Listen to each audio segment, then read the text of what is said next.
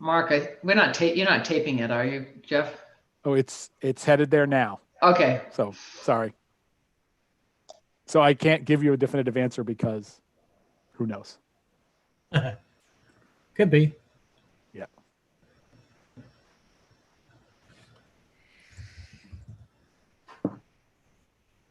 All right. I know we're up on YouTube. Kristen will give us a high sign here if we're up on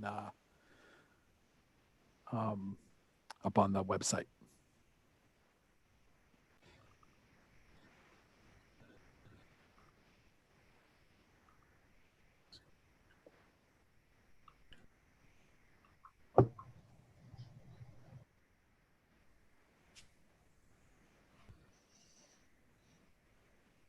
I figure it's a fancy occasion tonight, so I'm wearing a collared shirt. Wow. All right. Just, hey. We're up now. Thank you, Kristen. Geez, we didn't get the memo. I'm sorry. I should have said everybody. Oh, by the way, we're going formal tonight. I did go to the dry cleaner today, and I thought, wow, I've been here in about 6 months. I know, right? Yeah. I'm sure this jacket fits exactly the same as it did. Yeah. So pandemic poundage going on.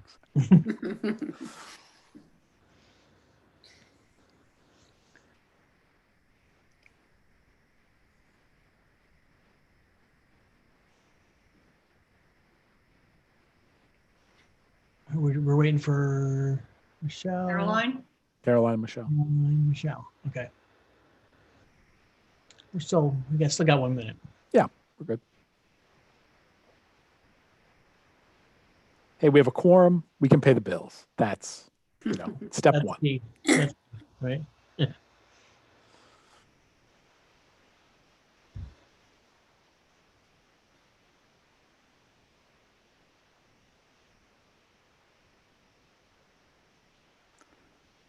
Definitely into, phase 1A. Can you make it through phase 1A? Yes, good. Okay, now move on. Everything else is cake.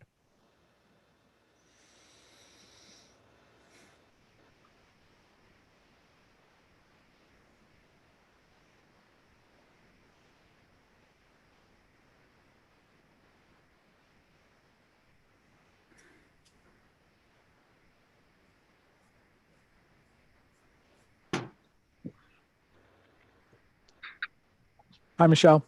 Hi We're there. streaming. Yep. Great. Hi, all. Hey. Hey, Michelle. Hi.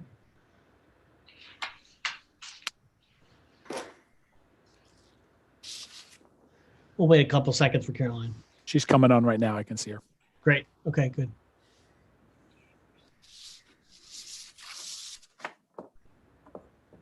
There she is. Okay, I think we have everyone. Okay, I'd like to call to order the Monday, February 8th, 2021 Board of Trustees meeting with the first order of business being public participation. Let me check. Nothing's come in, and I typically would bring up anything that had come in just in the past week or a couple of days, certainly, and nothing's come in for Okay. public comment. Okay, that sounds good. So the next one is to review previous meeting minutes, pages 2 through 6. We could take a few seconds, take a look at the minutes.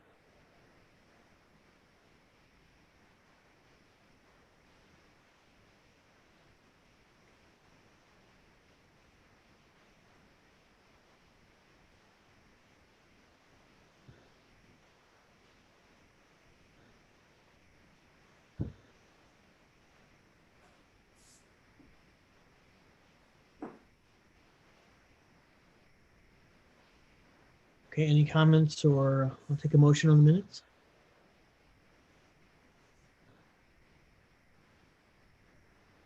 I make a motion to approve the minutes as posted on pages, I believe it's 2 through 6 in the packet. Great, thanks, Mary. Any second? Second. Okay, all those in favor, or signify by raising your hand. Any opposed, abstention? Okay, these minutes pass and are approved and adopted. Okay, going to the financial report. and the treasurer's update pages 7, 8, and through 13. So Sherry, want to take? Sure. Okay. There's nothing too exciting happened in January. There really isn't anything new or unusual to report for the month or for the 7 months ended January 31st. We're still showing underspending in most categories. We're tracking at about 4% under budget as of this point in time.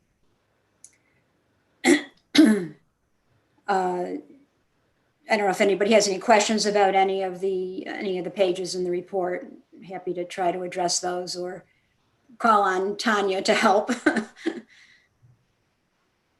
I thought there was one issue I noticed. I'm trying to find it again. Page 9. I think you've got a formula problem on your percentages. Okay.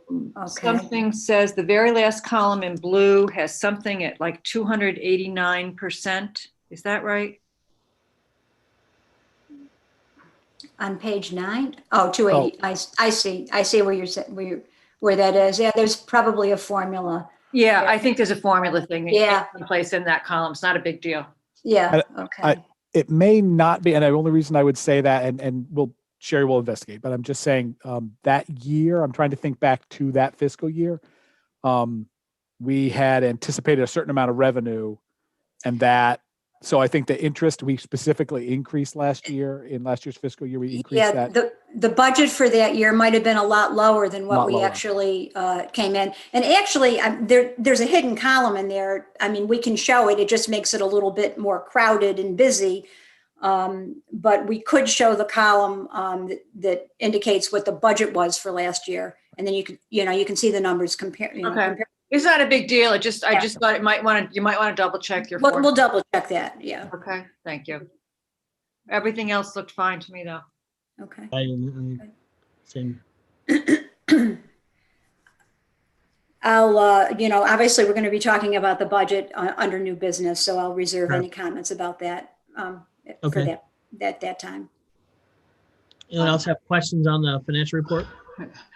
And just more of a comment. I'm not sure if this is posted to the public at all, but if people had questions about it, I learned something today that sometimes a check will be made out to the library on the warrants, and that's a way of shifting money from account to account. So that's in case someone else saw that, I wondered why a library made a check out to itself. That's Right.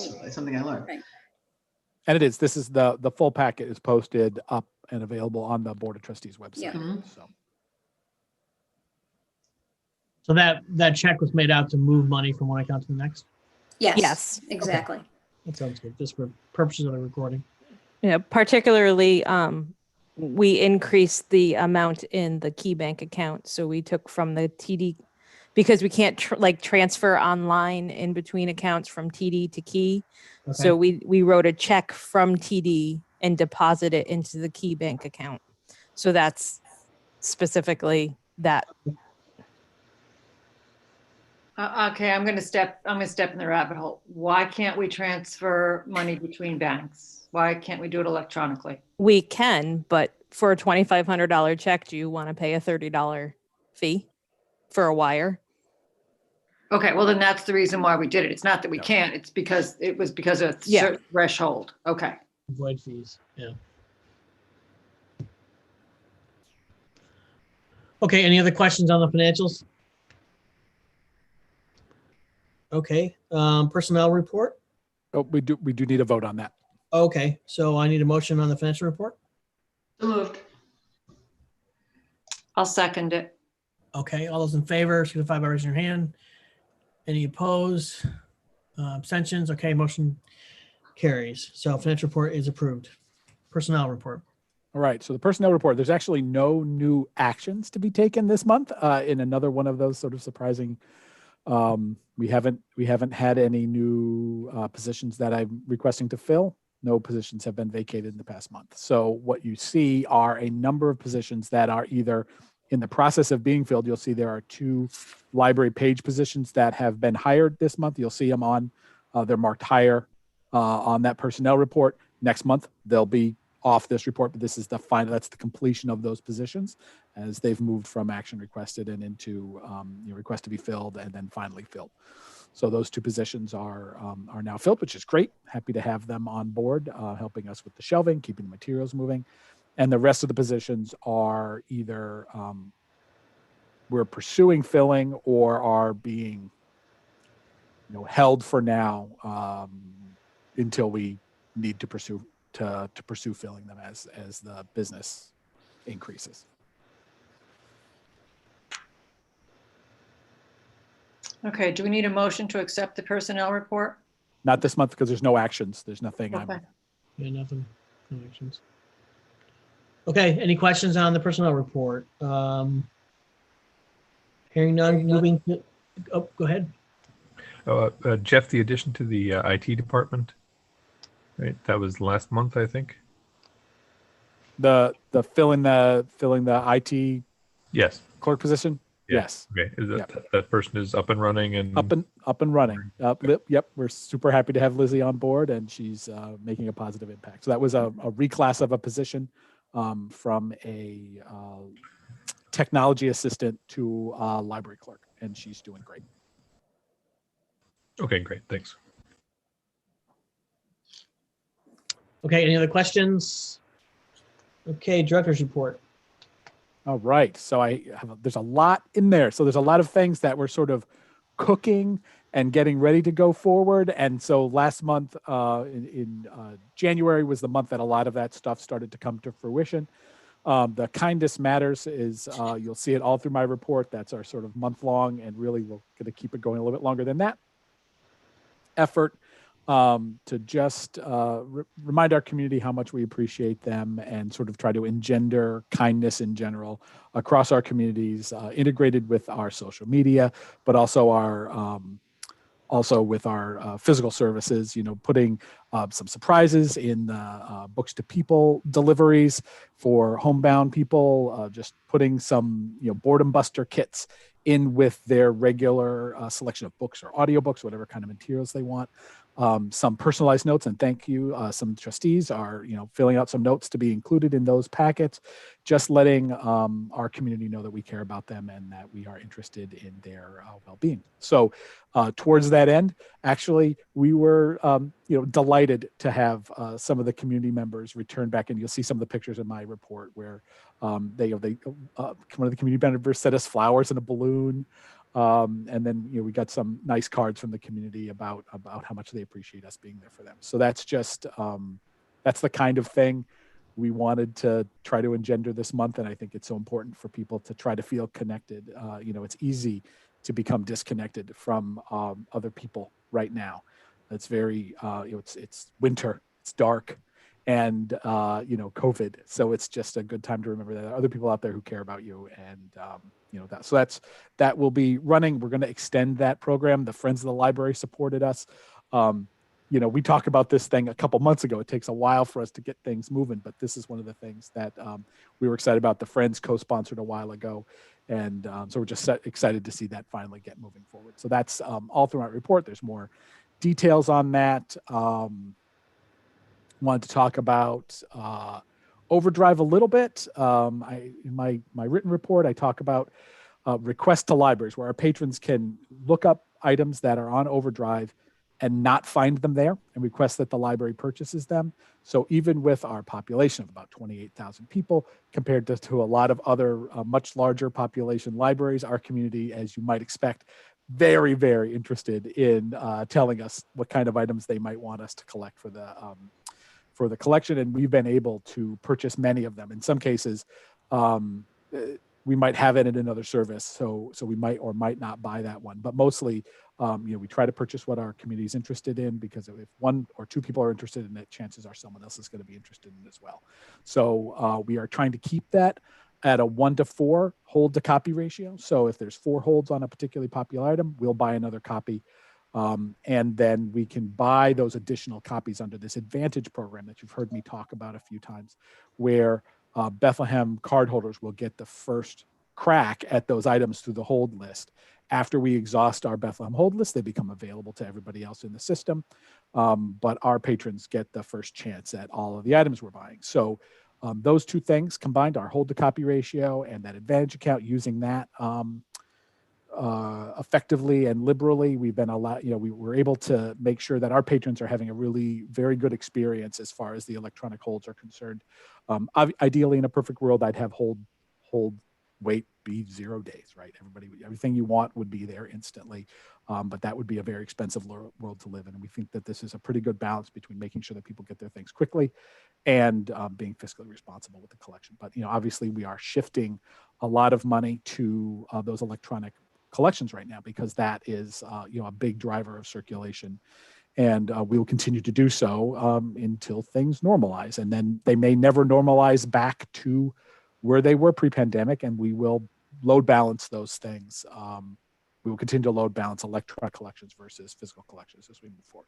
So just thought it was ample time for us. We've been under sort of pandemic paradigm for almost a year now. It was a good time to just circle back and remind everybody that, these, along with the other new services, Canopy and Hoopla, that we're, addressing our patrons' needs through these electronic ways. And it's a significant part of our circulation now. It's a full third of our circulation. So those are big numbers. So I just wondered, I had a question.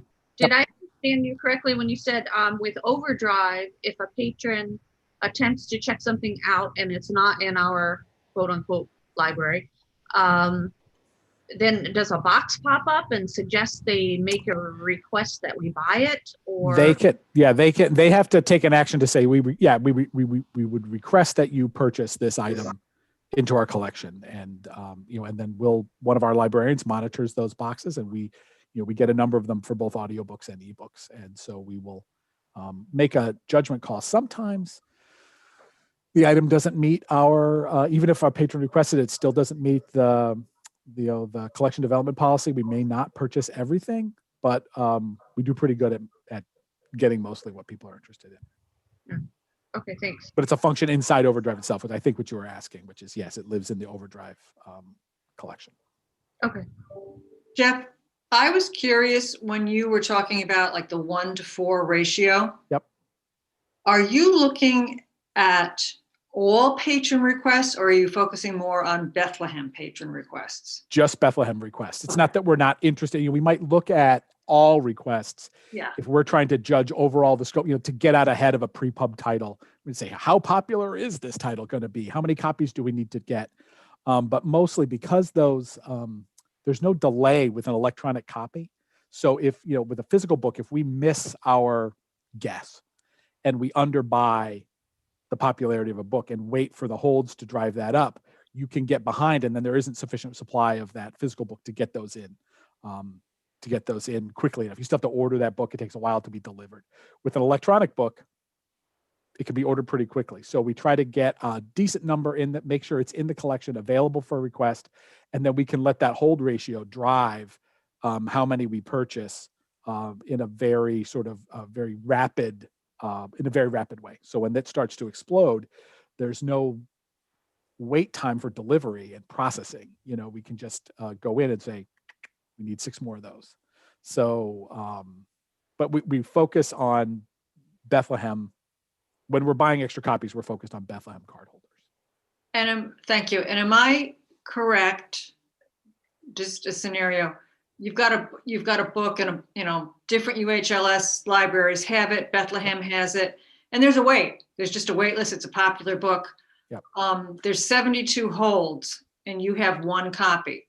Right. If I'm number 73 on the list, but I'm the only Bethlehem person, I'm going to get that book first. You're getting the Bethlehem copy first. Okay. If when we purchase it under that advantage, that's why we buy the advantage copy. So all the libraries made a gentleman's agreement where we don't buy advantage copies unless there is already a copy that is available to everybody across the whole system, at least 1 copy that's just available to everybody on a very egalitarian way. But once that's there, then advantage copies can be purchased, and we would purchase subsequent copies under that advantage title. And then once a title is no longer in that super popular status, there's no difference because there's no hold time. So someone in Westerlo and someone in Bethlehem, you wouldn't really have any different experience. It's going to be on the shelf. But while it's popular and new, then it makes sense that if we're buying extra copies with our tax dollars, that they would go to our patrons first. Okay, but that's only when they're popular. Well, Then that's 2 actually years stays. down the road, I would have to wait. No, and so if a book becomes repopular, that advantage title never becomes an unadvantaged title.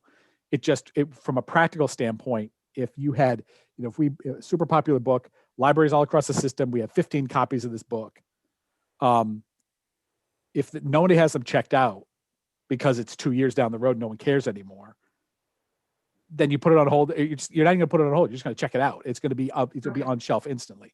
But if it goes, if books re-become popular, which happens when the movie comes out or something like that, it's still then, as the hold queue builds back up, it would still go to Bethlehem patrons first. Okay, Those thank copies. you. Yeah.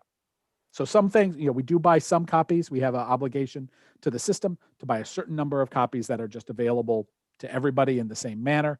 And we absolutely meet that goal every year. And then the extra copies we buy out of the advantage. So Okay. it's a little complicated, but it's worth Jeff, is there like a dollar amount each library has to spend, or is it kind of like your taste on what, your not your taste, but your buying power Bethlehem is bigger than, say, most of the system, except for the other big ones. So do you have to contribute ex capita, or is it base? There's a minimum amount that we all agree to purchase. Okay. And it's based on a formula that's really old, that's based on circulation of the total collection when much of the collection was purchased with state money. Okay. So that's still the case. There's state money that goes in to fund the nonfiction adult part of this collection. That money still flows in, but that original that was the nucleus of the original formula. It was divided by use. And so, each library had to contribute a certain amount. And then we all agree to purchase this, and that expands at about 5% every year.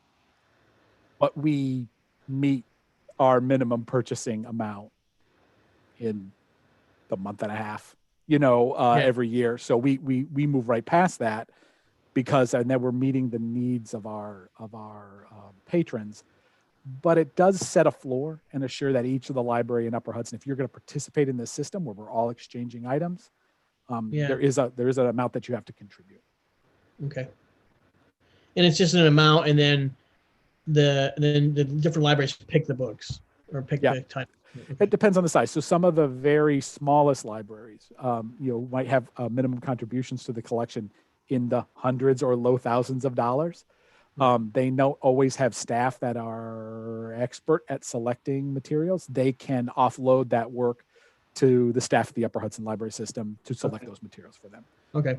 They're the expert selectors. We select our own materials because we have librarians who are good at selecting materials. Sure. Okay. So good question. Anyway, okay. So that's e-content. There's a lot going on there right now. It's just, it's a heightened focus on this because, again, it's one of our major service outlets right now is e-content. So we'll talk about that. We can talk about the stats on that if you're interested. Book bundles, again, in January, put a chart in my report. We talked about book bundles. This January was the second highest book bundle month since we started doing book bundles way back in July. So, August of 20 was our still our highest number. That was sort of the second big month when we were still in curbside service.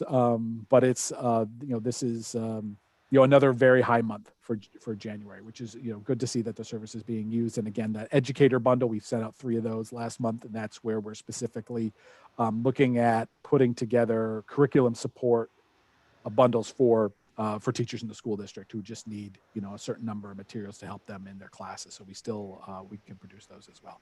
And that could have worked, teachers were certainly getting books through the other book bundles before, but this one is sort of specifically tailored to that. So that's, that's working now.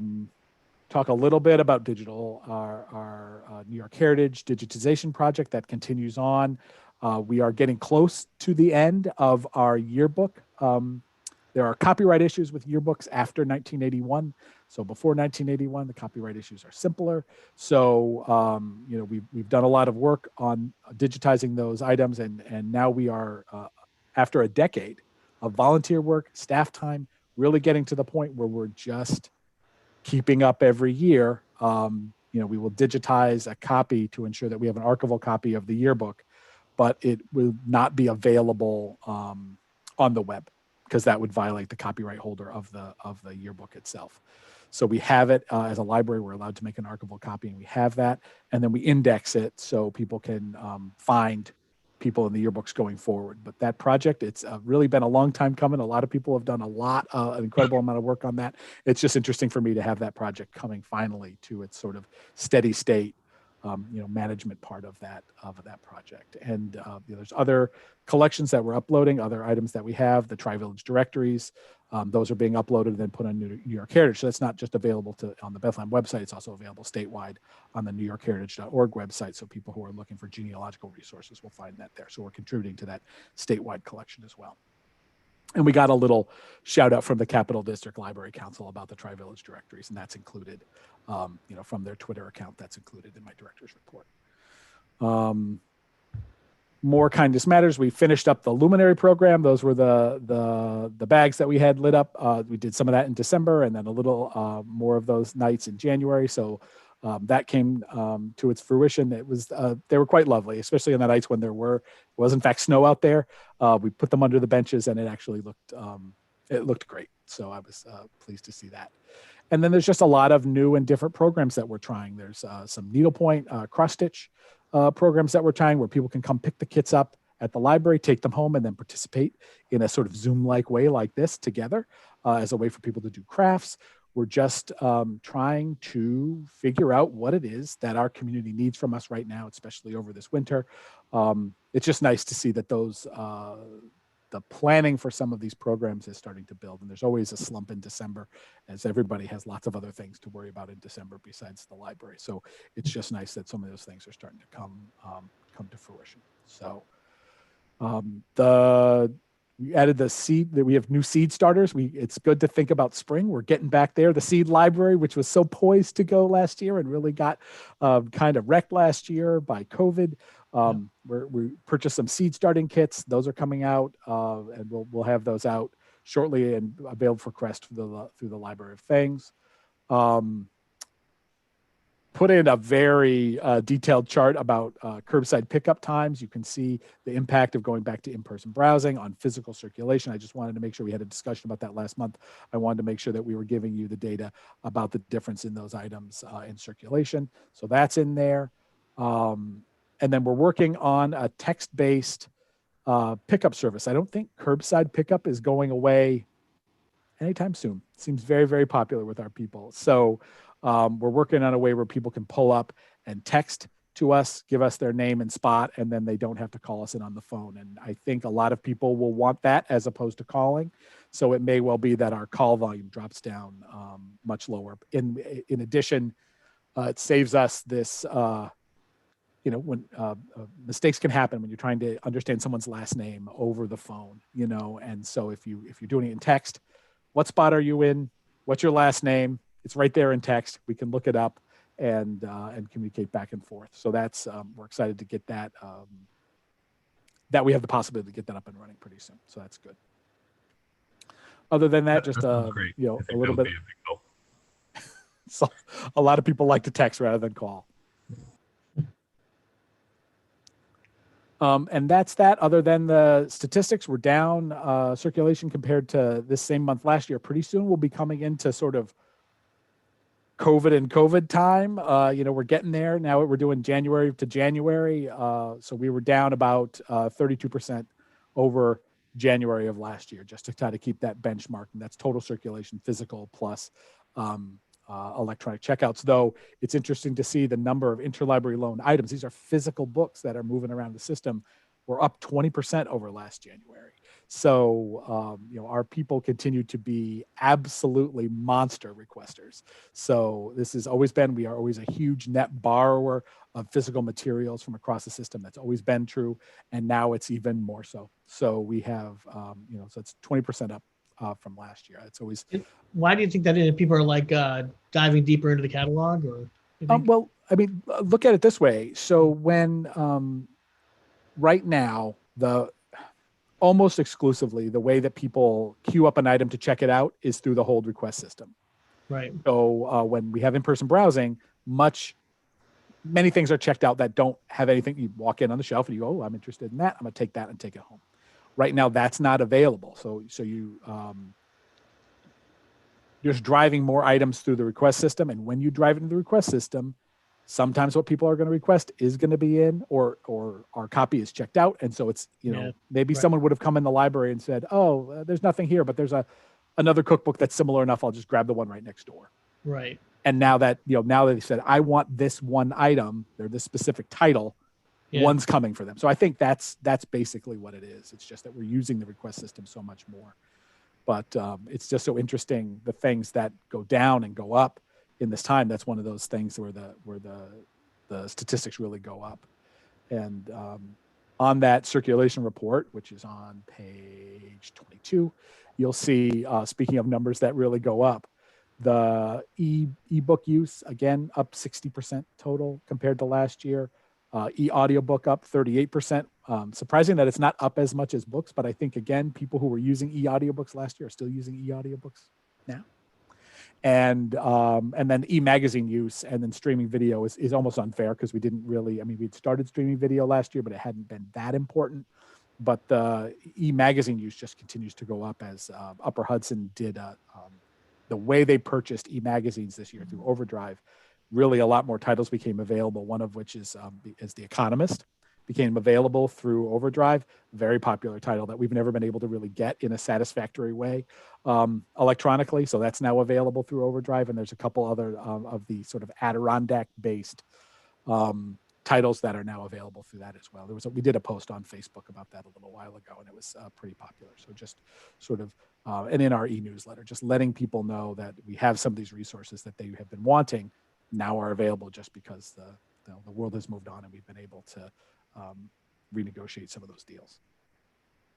What are we paying on average right now for an ebook? And if you don't know off the top of your head, that's fine. We can. I don't want to say, but I will tell you, it's not the 42% discount that we expect to get on any hardcover title. It is at least retail, and in many cases, 4 times retail. So you'd say we might pay $80 for one copy of an electronic book, but even that said, when you look at cost per circulation of those items, even at a higher item, they're still right in there. Now, when we tend to factor in cost per circulation, we also tend to factor in all of the other things that go into making that checkout happen when it's a physical, like me and a bunch of other people and a building and heat, gas and electric and all these things that when we talk about cost per circ of physical items, it's probably not completely fair not to factor that in for electronic items because someone still has to purchase them, manage that collection, manage the website, but it's harder to kind of get to that dollar amount. So but they're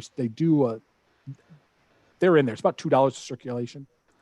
It's if a book's $80 and it's still $2 a circ, it seems kind of reasonable. So right. Okay. And it's a third of our use. So I would love to be able to ignore it. I'd love it for it to be cheaper. People say, oh, you should renegotiate your contract.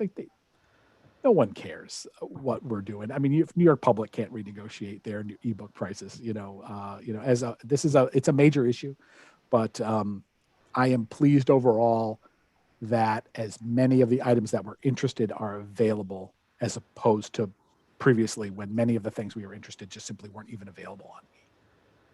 So I don't like how complicated it is and how many different deals there are with all different publishers. That is annoying. But the fact that they're available for the public is still good. Yeah, okay. And then I'm not going to belabor you with the gas and electric report. Our YouTube and Twitter impressions are all there. And e-content continues, as you would guess, to be about a third of our total use. So it's still a major factor right now. And it will be interesting to see as the pandemic subsides. And I am still banking on the fact that it is doing exactly that. How those numbers re-regulate themselves and how they bounce back out. How many people will have permanently moved to downloadable e-audiobooks, for instance, and are not going to be interested again in a physical CD audiobook. So we'll watch those numbers as they settle out. Jeff, I don't know if you saw today on the local social media page, I would call it, patrons were asking about printing at the library. And while there were 2 comments on the thread that suggested, hey, just call Bethlehem and they'll find a creative solution. As we know, they will. Yep. The majority of comments were, you can't do it at the library, go somewhere else. Yeah. So I just wondered if that is something, I know we talked before about addressing that. If it's something the library, even if they're just planning to do it, maybe they could get out a coming soon email or something to let patrons know we're working on that. Gotcha. You bet. So one of the things I'll just tell you here, you heard it here first. So the photocopier we plan, so photocopying and printing are related in most people's worlds, and right now are a little bit separated in how libraries have to do them. So they just are. So the plan is we have the photocopier in the building that will allow that photocopier. We're going to put it out in the vestibule in between the inner and outer doors of the library, and make those available for people. We're still getting our signage in place and saying, make sure you call the number, because I know people are going to need support. Doing phone support for that is going to be a challenge, but we are willing to accept that challenge, as well as putting out some tax forms there in the vestibule. Not exactly the happiest environment for a piece of electronics, but hey, we're gonna run it out and see what happens. As far as printing is concerned, it's harder because mostly then you need a computer, right? So you have to do the computer to have the printer, and that's that's a little bit more of a challenge for us. They do have to call us for that, and that's actually easier. We're solving that right now. We've got that solved very, very well. But again, getting people to call us for that, it requires an action on their part. It's less passive, and that's unfortunate, and it is an issue. So I know we have put that information out in the past. I can see Kristen's writing down right now about putting that out again as we, especially as we get that photocopier out in the vestibule, just to let people know that that's available. And we really, really have a lot of creative solutions to try to figure this out, but it takes just a little bit more action on people's part. We are also working on the phone message right now. My phone message has grown to almost a minute in length. There's so much information for me to give to people right now. We're gonna make some changes. We're going to use an hours mailbox to say, if you really want to know about hours, press 1. You're going to go over here. That'll take out probably 30 seconds of me yammering on, that these are the hours that curbside pickup is there. These are the hours that people are here to answer your calls, and just make it a little bit simpler for people to get either, hey, I'm here for curbside pickup. Get me to my, I want to pick up my thing, or I need to talk to a librarian. So. Great. Thanks. Jeff, on the printing, would people be able to air print, say, they have their laptop and in their car, and yep. So we'll be pushing that as well. Yeah, people can do that again right now. So the same remote printing access that we've had right along, it's just that it prints out in the building, and then they have to let us know, and then we print it out and we deliver it through curbside. So. Oh. Good to know, though. Yeah. And that's where we're doing a lot of the tax forms. So we don't have the state tax forms in place yet. A lot of questions about that. We don't have those yet, but they're all available online. So we're printing them for people and getting them to people. Anybody who needs a state tax form, we can get it for you. It's just that you have to talk to a human being, and that's just that extra little bit of friction that slows things down for people. So it's not ideal, but we're making it work. Well, it'll be interesting to see how this is received by the public, because in that same email thread that was going on, there were a lot of suggestions from other people in town of places to go in the area, Slingerland's. A lot of people didn't know about the place out there, Gateway something. So there are places that people can go for printing and copying. And it may end up being that those end up being more convenient if they don't have to go through the whole curbside waiting. But I think people in any event will appreciate the effort that the library is going through to make another option available right here in town. So you bet. Thank you. Okay, any other questions for Jeff on the report? Okay, great. UHLS report, if there's anything for this month? Well, we are meeting on Wednesday, so as often happens, our meeting precedes that one. I did share some information after our last meeting about the UHLS anti-racism task force, and happy that Charmaine was able to serve as a resource to Mary, and it's great when that kind of stuff can happen. There's been some advocacy day and issues that I can continue to pass on. I just wanted to coordinate with Jeff because I think, Jeff, you get it. And probably Mark, do you get those as well? Yeah, I got one today. Yeah. Okay. We should just coordinate who's going to pass those on so we don't inundate everybody. So Okay. just let me know. I'm happy to do it if that's what everybody wants. Sure. Okay, that sounds good. All right, new business, the draft budget discussion. I think pages 27 to 29, maybe Jeff, you want to do a little 5-second on the timeline, and then we can start talking about the draft budget. You bet. So thank you. We'll just say we have time. So this is the draft budget. At the March meeting, we will have to vote to approve our budget so that we can get it to the school district by the end of that week following March 8th. So by the end of that week, our approved budget has to go to them so that they can get it in front of their board meeting and then meet their public comment and public notice periods that they have in order to get it on the ballot. When the election is going to take place, still all up in the air, of course. It was moved last year. I think everybody's expectation is it takes place on the normal day in May this year. But there's still a lot of things in play as far as that's concerned. But we will meet our obligation by voting at that March meeting. That's the most important deadline, that we have all of our issues decided and we have an approved budget to send to the school district in a month. And I'll hand it over to Sherry. Okay, so we put together a draft budget that shows 0% increase in tax levy.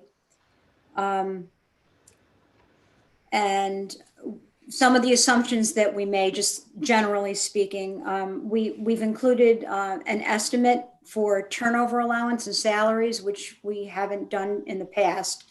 And I think that will help us to get to a more realistic number for salaries. And we also allocated a portion of capital expenditures to a line called contingency for unforeseen expenses that might come up. We've gone through all the lines and tried to, make them as realistic as we think that they should be, based on, Jeff and I went back and forth quite a bit with discussions based on, the way the budget is tracking this year and what we think, will happen for next year. And, we were able to balance the budget with a 0% increase in the tax levy. And if this is the direction that we go in, we think that, it's a reasonable plan. I don't know if anybody has any specific questions about the methodology or any lines in the budget that changed maybe a little bit significantly. We reduced interest income quite a bit. The estimate for interest income this year was really high, and interest rates have really dropped as a result of COVID, and they don't look like they're going to be increasing anytime soon. So we made a pretty conservative estimate for next year for interest. We also reduced fines, pretty much cut it in half. Not sure what's going to happen with fines and what the COVID-19 impact will be. So that was a conservative estimate that we're putting in there now for a placeholder. And I will just add, this was prepared by Jeff, Sherry, and I assume Tanya. And Mark and I did meet and discuss it in detail with them at the Finance Committee. So it has been vetted by some of the board members previous to this meeting. I just have a couple of questions. Okay. I'm sorry, Mark, were you going to say something? Yeah, I just wanted to further frame it. It also presumes a turnover margin, but no like layoffs or anything like that. It presumes basically Right, a steady state on staff. right, Uh, right. So just for people. Thank you, Mark. Yep, Yeah, sure. forgot to mention that. Yeah, no, that's important variable. It Yeah. is. That's actually my first question. Is that on the staffing levels that are budgeted for, is that presumed that you filled all those positions that are now empty? All the board approved positions, Okay. no increases obviously in staff, but all the board approved positions, it assumes full employment. They're filled throughout the whole year for all of their schedule. And then, and that's traditionally the way I would have prepared the budget, a very mechanical supposition of like, how much is this going to be? And that's what we would tend to put in the budget. So it's kind of ends up being a high limit, right? And Sherry, really, I think appropriately suggested that we put in, we don't know who's going to retire or leave at any given year, but over a population the size of 75 people, we know that there will be some movement in the staff every year, Right, and right. Sure. you can make some assumptions about that, and I think that's what's Okay. included in there. I also just had a question. I noticed that the program budget was reduced by about $8,000. I just assume that that's because there's some anticipation of how long the COVID will affect things. And then once things open up, you'll be going back to as much programming as you possibly can. So that's kind of your best guesstimate of program. I won't say COVID related savings, but let's call it that. Yeah, sure. And it's a reasonable estimate. We were trying to guess a little bit. It's impossible to throw the football that far down the field, but let's say this budget, we are assuming that at some point in this budget, we look semi-normal, right? Sometime between July 1st of 2021 and June 30th of 2022, things look like a new version of whatever it is that we expect things to look like. That's an assumption in here. And one of those things is, can we imagine by June or July that we would be planning for a program where we have 100 people thigh to thigh in the community room listening to a music concert? Probably not. So I would love to live in that world. I want desperately to live in that world, but I don't eat hope. So we just adjust that down a little bit. It's kind of a guess, and you're exactly right. Yeah. And the last kind of basic number question I had is under the pilot program, payment from the district. It looks like it's down $210,000. I'm not sure. That's the very last thing before page 29 before you get to the total income. Okay, so the pilot, we're It's not down 219,000. That's the proposed budget. It's down about 7,900. Oh, I see. Got it. I misread the column. My mistake. Yep. Thank you. Yeah, got it. Sure. I've been emailing Jeff, and I know Mark has been in the loop, and to some extent Mary, other questions about fines and the reserve fund, but I guess we'll move to that after maybe people have more basic questions. Well, I'm happy I'd like to make a comment about that, actually. Because people do have questions about the fund balance and how that all works. So we have a fund balance as of June 30th, 2020. The fund balance was about 3.3 million. In any year, we need to reserve about 1.4 million of that fund balance to operate the first 4 months of the new fiscal year until we start getting our tax revenues. So we need to basically have, a savings account that we have to dip into because we don't have any revenues in July, August, and September, basically. So as long as we have a reserve of at least that much, we're okay. Because our reserve is 3.3 million, we have about 1.9 million in excess of what we really need to operate. So that's good. We have a nice savings account. That 1.9 million it serves as a cushion for anything that can come up in the foreseeable future, emergencies, special projects, budget shortfalls. It can happen. So that fund balance it increases and decreases obviously based on the operating results at the end of the year. You know, how good were we at budgeting? You know, did we have a shortfall? Did we go, you know, did we have some savings? And whatever that difference is gets added to or subtracted from the fund balance.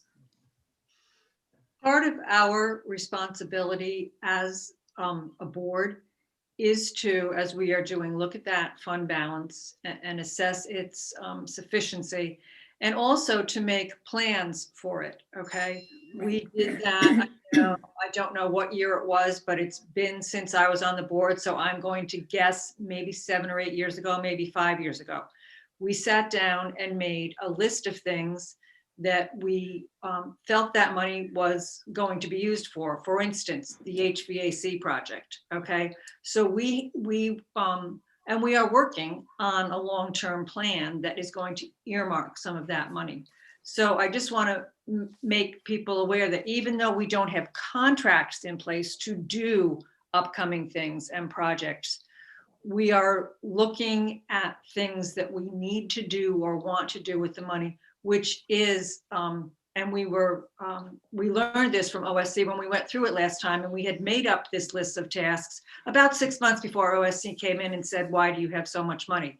We showed them our list and they said, great, you have a plan, everything is copacetic, okay? So this is very roughly, in a very short explanation, how we manage our longer term things. We have this fund to do some of these projects, and we review our needs periodically, and we are in that process now with our long-term plan. And we will continue to discuss this. No, I worked with fund balances for 9 years with the school board. And I know they have a cap. So I didn't see it. The reason I sent a note to Jeff is I didn't see that amount. I knew we had one, but the amount wasn't on the pages. So I just wanted to be totally transparent with the public, understanding that whether it's going to be used for projects that you would otherwise bond for or draw down a bond or some other kinds of projects. But I just wanted to make sure that the amount was visible to the public, and that the board and the library could do educational campaigns on that money was there. Oh, okay. We don't have a cap. We do not have a legal cap. Clearly, Yeah, no, I understand. Clearly OSC is looking at it, and they made it very clear to us, you can't just have a pile of money with no plan. Okay. And we said, well, here is our plan. And our board approved this plan 6 months ago, and they were like, you're golden. Okay. Yeah. So, but we do have to look at it periodically, and we are doing that now. So I would just suggest that when the budget sheets are prepared for the public, that line be added every year based on the end of the previous years. Because you can't predict what's going to be the fund balance amount at the end of this budget cycle because it hasn't happened yet. But I think it's for transparency's sake, it is good to have a line to say that there are reserves there. We did that. We do that when we present it to the public. Okay, but it wasn't on the sheet here. That's why I look for it. Right. Okay, thank you.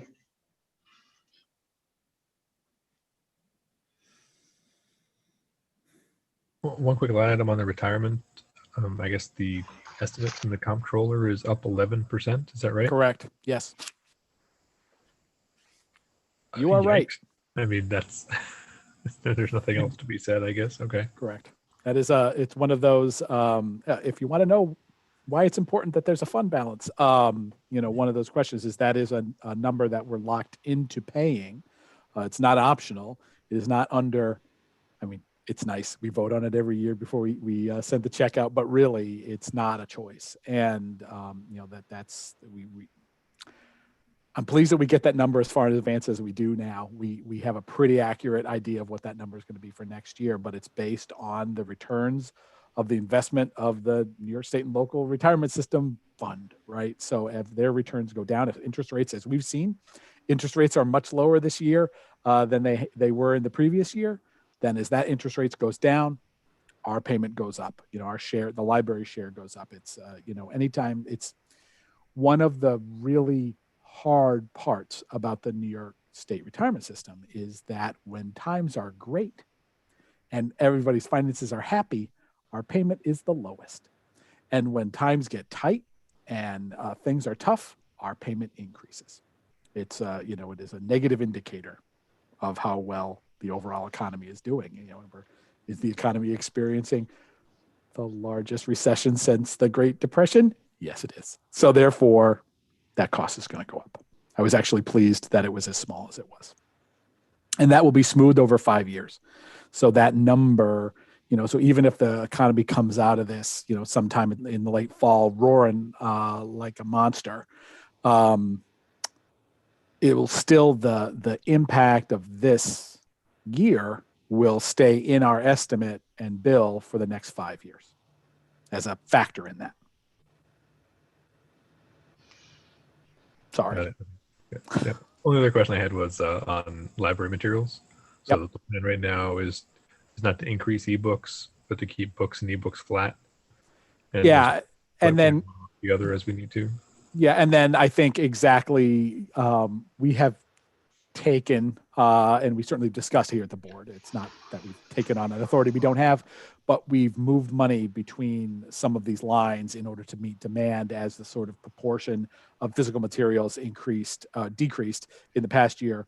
So I think that number's good for next year. If things were to look, we're trying to say, if things look like normal, what would I think it would be? That's my best guess of what I think it should be. We're down on some lines. And like normal, excess money will go to the E-lines.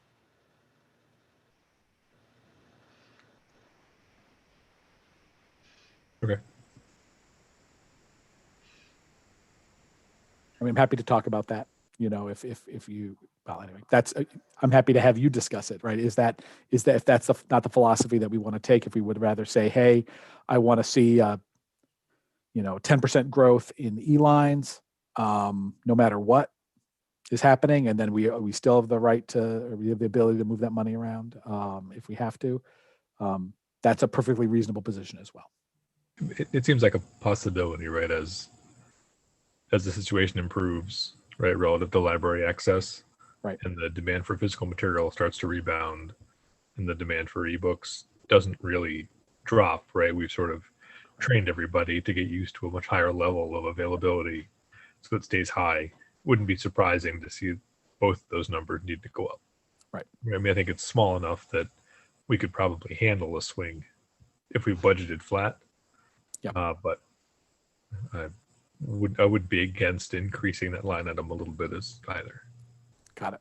Yeah, it's one of those things to talk about when we're looking at a flat budget. If you're looking at a 0% levy increase, Right. the most under your control line that exists are the materials lines, right? The most discretionary spending is materials.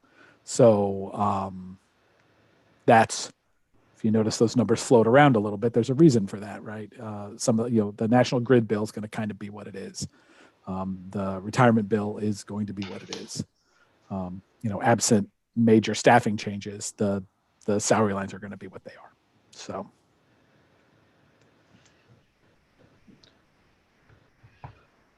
So to introduce the other big philosophical issues are, this is a zero growth budget on the tax levy side. We're eligible to actually grow the levy up to 2%, 2.14, I think is the number around that. So people should think about, this is a zero. Do we want to do as a board a zero growth? There's positives and negatives to doing that, I would say. And then, again, in the collections, we're trying to get to a certain threshold of percentage of the total budget on material collections versus the total. And I don't think we're not at 15% yet. We have marched towards that, over the years. But that's the other thing people should think about is the percentage of materials on the total budget. So, those are some of the big philosophical issues with the budget. I think, and then you're not, I don't want to put words in your mouth, Jeff, but my sense is that you're not asking for a staff infusion or a staff investment of new positions or anything. So I'm not, basically I have been pleased with the board and with the public and their tolerance of us as we try to figure out what we're doing this year, with the world being as crazy as it is. Yeah. It just didn't feel the time for me to be saying, hey, by the way, I know it's a great idea. Let's expand the size of the staff. Yeah. We've been able to, with your approval, move positions around as we've needed. We talked about the IT position. We've been able to shift some things around in order to make it meet our needs. And we've been able to do that all inside the same general number of FTEs, and certainly inside the same budget for staffing. So it didn't feel like the time. I think we talk about strategic plan. It's not just the building, though it's a major part of it. The services plan of the library. There are absolutely things that we don't or cannot accomplish given the people that we have, and those are these political, philosophical questions. We talk about what's the direction of the library, and they are, and they do everything hinges on the budget. It's impossible to not have that discussion for this year. So, yeah. Okay, great. So people can start thinking about those bigger issues, and also look at the numbers here, and if you have questions, obviously today, or we have some time. Actually, we're not in a big rush. We have to vote at the next meeting, but we have a full meeting cycle to talk about it. So, Mary? I have a question. Do we have any idea or a realistic guess when we are going to get a report from Paul Mays? I mean, it's hard to know where we're going with our long-term plans. Right. Yes, we have our next meeting of the long-term committee on the 19th. Right, and I think that's when we're expecting the next round of updates from Paul. yes. Do we So- have a sense that this path is going to take us to something where we have a plan where we are going to be looking at a capital endeavor in the near future?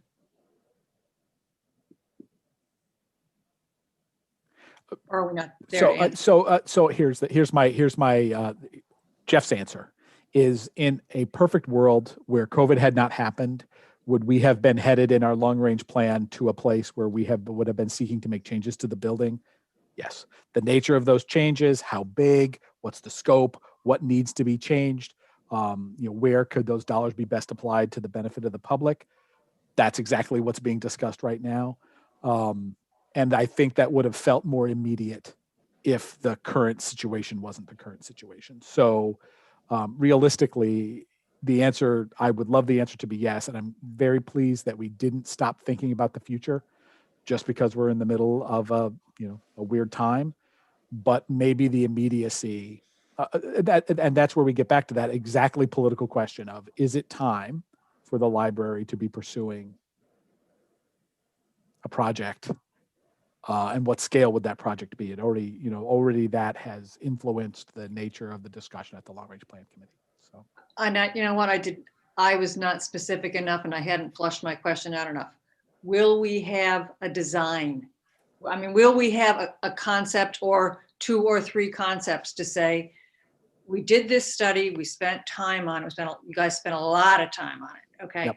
Will we come out of this with at least proposals of what we might do when things are a little bit maybe more receptive politically? yes. Okay. Yeah. And, and whether then, sorry, Harmeet, you can interrupt me at any time, but whether the concept design, we'll call them concepts, whether those concepts, the schematics of those designs end up being, if you get down to brass tacks, what does that plan actually look like? There's a lot between where we are and there. But I think that's the nature of what we're bashing out at the long range plan committee right now is exactly that. I think originally maybe it had front loaded some more of the building changes into a sort of larger project early and then phase some smaller things later on. And I think we've fundamentally changed our approach to that to maybe smaller phase something earlier inside or near that fund balance amount that we were just talking about. Something closer to that scale, and then that could make positive impact for the library right now, or in the time frame of that project, while leaving open potential improvements for the future and a place to go over the next decade. Okay, which was one of the things we had struggled with, is what comes first, the chicken or the egg? We don't want to spend money on something and then find out 3 years later it just gets ripped out to do the next thing. Okay, all right, Got it. which is important. Okay. Yeah, Thanks. so really like Jeff said, I think the timing piece is the last major decision we'll have to make once we have those concepts in hand. Right? We'll have an idea of what we would like to do first, second, third, right? And between those 2 or 3 phases, it covers essentially everything that we had talked about between our ideas and the librarians' ideas and the public's ideas, for ways to expand the physical premises. And then really it comes down to how quickly do we want to move on this, right? Given everything that's going on in the world, right? Is it 2 years or is it 5 years? Okay. Being new to this too, I'm not sure if being new to this too, I almost would suggest this not a slower timeline, but a timeline that will allow for in-person public comment on concepts. Is having gone through about 3 bond cycles with this district, the ability for the public to show up, and not necessarily in this vehicle, to comment and understand and critique is a crucial part of getting, at least for me, public support. So as you get the concepts or the possible options and for me, what's crucial is the price tags associated with A, B, and C, or some ballpark, being able to go to the public and have public forums where people can say yay, no, nay, this, that, is a crucial step. So as those get developed over the spring and summer, I welcome having spots possibly in the fall where the public can actually show up and give input as things develop. Yeah, absolutely. Getting public participation and buy-in has to be step one. Sure. But I also just heard Jeff talk about the fund balance piece. So, but I'm also hearing Mary say, well, we have a list of things. So I think once we get past the budget, it would be helpful for me as a new board member to maybe see the list of possible, eyeball things for that. And how does that relate to a long range plan I'm assuming this isn't happening, but that two sets of pressures aren't eyeing the same Oh, no. patch of money. No, we came up with a list, I'm going to guess 7 or 8 years ago. Yeah. We haven't really revisited a list, so now is the time that we're reviewing our list. Okay, so it's actually the same thing. It's all the same thing. It's not two different things. Out of the long range plan process should come a more curated version of exactly that list of the things that we need, that the board needs to look at in the next decade. What are the things, what are the, and balancing philosophically, balancing very unexciting building maintenance needs with wins for the public and improvements to service. That's exactly what is being discussed. You got it.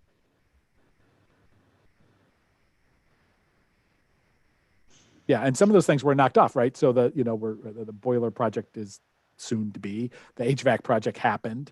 But one of the projects that we were looking heavily at was just take for an example the plaza.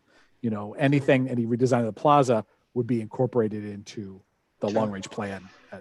Just has to be addressed because the library identified that as a need. So.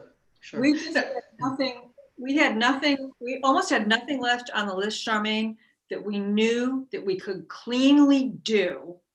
It was a high enough priority. We needed to do it soon, and that we didn't think we might possibly need to rip it out 3 or 4 years down the road with something else that we may do. Well, what if when we do such and such, or we might want to do such and such, what do we do first? That's a big part of what we're doing is prioritizing and just determining what makes sense to do what when. Sure. No, I'm just saying it'd be helpful for me to have the discussion with the board just to know what the list is and or how it's driving things. So just to be caught up in a way. So, you bet. And I totally understand, do roofs versus your auditorium, but it's balancing those kinds of things. The other thing I'll throw into the philosophical mix, which I don't think we need to decide, is the whole idea of fines. I know it's in the budget for 15,000. I'm fine with having the budget go through with that, but what I would ask is, there is money to cover that. So should going forward, getting the budget through, the board decide that we go along forever fine free, then we have funds to cover that line, obviously. I did notice that the lost book line is 0. So in the budget, I think lost book payments is 0. So is that also, I mean, is it better to lose a book than make it late? I mean, I'm kind of, well, I wasn't sure what that meant. That's interesting. So we just budget 0 for that, and it it ends up at some number. Okay. So the lost book, the reason it's very difficult to predict is because when items become lost, if they return them, then they're unlost. Like right now, so people who have long-term, a book has been lost for 6 years, you return it, there's no fines. So it's no harm, no foul. It's not once there's it's actually the most effective way to get materials back is when someone gets a bill for $157. And then they say, oh my goodness, I have to return all 6 of these books. And then it's just wiped clean, so we mostly use it as a tool to get things back. Sure. Yeah, and I think that on the fines discussion, clearly that's a discussion worth having. We've had it a couple times over the years I've been on the board, and I think it's been more philosophical than money because their fines are so low. So, but yeah, that's a good point though, Charmaine. I think we should put that on an agenda moving forward. So, yeah. And I think, I'm sorry, go ahead, Michelle, sorry. I actually do think it has a financial impact. So yeah, if we have a future discussion on it, I think that there are points to be made on either side. Yeah, I agree. Yeah. I mean, I'm not in favor of it, honestly. I'll just say right up, but I think the fines being as low as they are is a good deterrent. But I can see the other side of the argument. So it's a discussion worth having, definitely. Jeff, I just wondered, as a general question on the budget, in your tenure as director, have we ever before had 0 growth on the tax levy side? We have. So the times we had a couple years where we put up a 0% growth, and they were related to the 2009 financial crash. So this was,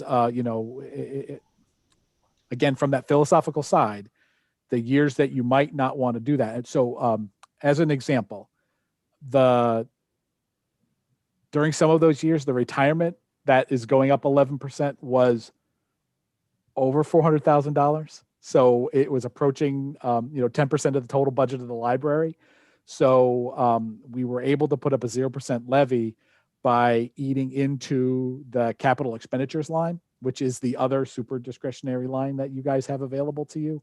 It used to be much larger than it is in its current, or just a couple of years ago, incarnation. It's kind of been locked in at $125,000 for several years now. But before that, it was higher. It was $300,000 and higher than that in the past. And we grew inside that. The other expenses grew inside that capital expenses line. So yes, the answer is we have previously put up 0% growth 1 or 2 years around 2009. I could go back and tell you exactly which years those were, but it's not a first. It kind of gets to that. I hesitate to even say we've never, in my experience, not gone for a vote, but many school district libraries simply don't go out to vote because, unlike a school district, the levy for a library is in perpetuity. So when people vote on a levy, that's the levy.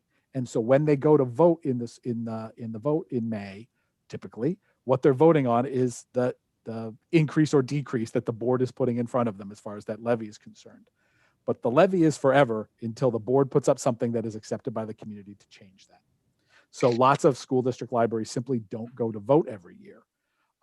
It has been long established well before I came to this library that we put up the vote. I think it's a good idea as far as transparency and interaction with our public, that we put that up to them, even if it is a 0% growth levy. I think it's important that they see that the library is on there. It keeps it in their mind rather than, once every 3 years, surprise, we're going to come, up and have a vote. I think, because they're going to be voting for the trustees anyway. So there's no reason not to have that, that levy in there as well, even if it is 0%. Is that more answer than you wanted? I apologize. No. So since we haven't actually said the amount, the levy is 4,172,563. Is that correct? That's not, Yes. that is not, I think thinking that all the material, depending on what happens at the next meeting, Yep. to really just emphasize that there's no increase in that levy and. If that's the decision of the board, Yeah, right? That's yeah, that's yeah. exactly it. And that's, Mhm. and that doesn't mean that people's individual tax bill won't change. There's so many things. There's so many Right. factors that go into calculating that. People try to say, well, what's this mean to me if you increase by $40,000? I hate to even speculate on that because there's so many things that influence, Mhm. and even recently in the town, there's been, sort of reassessments that change the relative amounts of taxes. And then, so the levy's going up, but people see their tax bill going down. Like, what Sure. does it even mean? It's, you would, it's complicated. And Mhm. so we just try to say the levy's the number that you need to be focused on. And those were, that budget in '09 was prior to the tax cap, right? So, Yes. And they knew that I guess maybe It had was the been first known. year. I think Yeah. that may have been the first year. I was on the board. was it Yeah. 09, 10 or 10? It may have been the first year because we had to cut millions off of there. We challenged the school district challenged the cap the first year Yes. and was successful. Yeah. Okay. Yeah. It may have been that year, but I if it was around that time, that's. It was, and I can't remember exactly which year. Again, we could go back and look, but so I've been filing that report with the comptroller every year since then. But that was it. We knew the year that the tax cap came in. You're if you don't grow the levy, then the growth on that growth, Right. you're missing out on the growth on that growth. I mean, you don't You're limiting it. Yeah. Yeah, Mhm. you don't ask for money you don't need. That's silly, but Yeah. Right. Still we cut millions out of that budget. We had to, Yeah. but still, in order to balance the cuts versus the program, went to a challenge. So. Yeah. Sure. Yeah. And that's the other thing, how does this, if we do a zero levy, if we keep the levy the same, so going into the next budget, there's implications to that too, right? Because you're starting at a lower base. So, but I mean, all good discussions to have. So.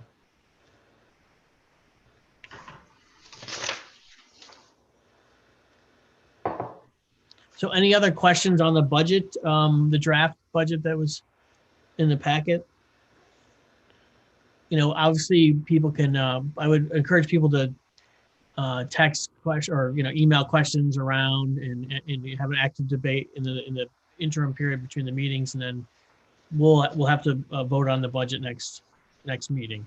So. Okay, great. Thank you. So the other new business on the reopening plan. Yep, there's nothing particular. There's nothing to talk about. Just to say, we'll continue to monitor infection rates and the other numbers that we watch for this. Right. Super pleased that those numbers are going down. Yes. I expect that next month, should things continue as they are now, we'll come back in March and have a more in-depth discussion about what our plans are for reopening for in-person browsing. Okay, the New York State annual report. Yep, just a process update. So that we're working on filling that out right now. We'll get that submitted to Upper Hudson. We'll be voting on that officially at that same March meeting, where there will be a lot of things to vote on. I'll have that to you in advance of that meeting, and then after you vote on it, we'll have already sent it to Upper Hudson. But then Upper Hudson can make any changes that they review it as well, and then they'll submit it to the state at some point after that. Okay, great. Any other new business? Okay, moving into old business, the long range steering committee. There's a meeting on the 19th. Harmeet mentioned earlier in the meeting. Is there anything else, Harmeet, you want to talk about? No, nothing else to add right now. Okay, great. And then any other old business?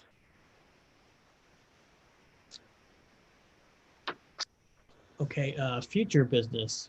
So I put this on the agenda. So I just want to make sure that people are aware that we have the committees. I'm trying to energize the committee structure a little bit and try to get people to participate more as a board. I know you all are very busy and it's a crazy time, but if we could just think about the committees that you're on, maybe I'll ask Jeff to circulate the committee list again. And then the library is doing a great job, and I think the committee's kind of help with, you get a sense of where the board's thinking and stuff. So if we could encourage the members to generate committee meetings. I'm trying to get at least every committee to meet once a quarter is my goal. It's a pretty, a big one. Finance has been meeting, and we'll do a policy committee meeting coming up too as well. But if there are other committees that people, they do help with the governance of the library. Okay. Any other issues before we go into public presentation or public participation? Any other questions people have? Okay. Any public participation, Jeff? I don't have anything else. Okay, I think we need to adjourn into executive session then. Give me 1 second. I just need to bring, Kristen always helps me out. What we'll need to do is go into executive session to discuss contract negotiations pursuant to Article 14 of the Civil Service Law. So I need someone to make that as a motion. Okay, So do you need a motion to close this meeting and then enter into executive session, or? So we enter into executive session, and we'll at the end of that close at the end of those two. Yeah. So it is not the expectation that we'll come out of executive session into any action. If we did, we would have to come back and turn the live stream back on. But my expectation is that won't be the case.